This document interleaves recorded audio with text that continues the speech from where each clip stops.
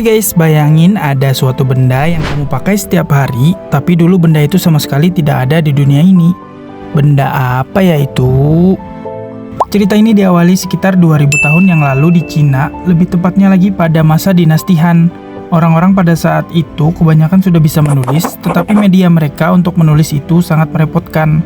Mereka biasanya menulis sebuah tulisan di atas papan bambu yang panjang dan berat.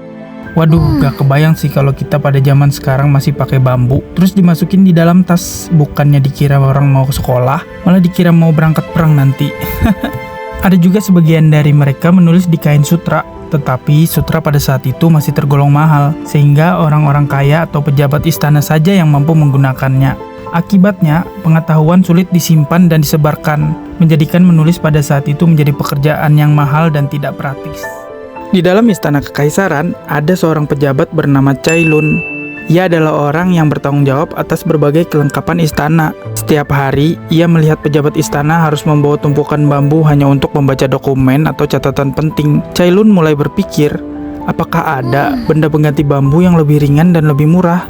Ia pun melakukan banyak percobaan untuk membuat benda itu. Dia menumbuk dan memotong kecil kulit pohon, kain bekas, tali rami, bahkan jaring ikan tua yang sudah tidak terpakai.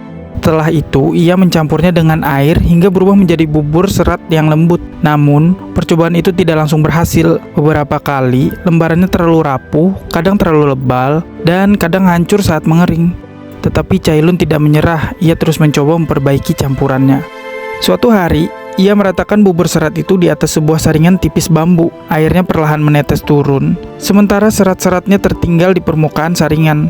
Lalu ia menjemurnya di bawah sinar matahari. Ketika akhirnya kering, terbentuklah sesuatu yang baru, sebuah lembaran tipis, ringan, dan cukup kuat untuk ditulis. Dan benda itu adalah kertas. Ya, kertas yang sering kita pakai sehari-hari. Pada tahun 105 Masehi, Cai Lun mempersembahkan penemuannya ini kepada kaisar. Kaisar pun sangat terkesan dengan penemuannya itu. Sejak saat itu, pembuatan kertas mulai digunakan di seluruh Cina. Berabad-abad kemudian, teknik pembuatan kertas menyebar ke luar Cina. Pertama ke Asia Tengah, kemudian ke Timur Tengah, dan akhirnya ke Eropa.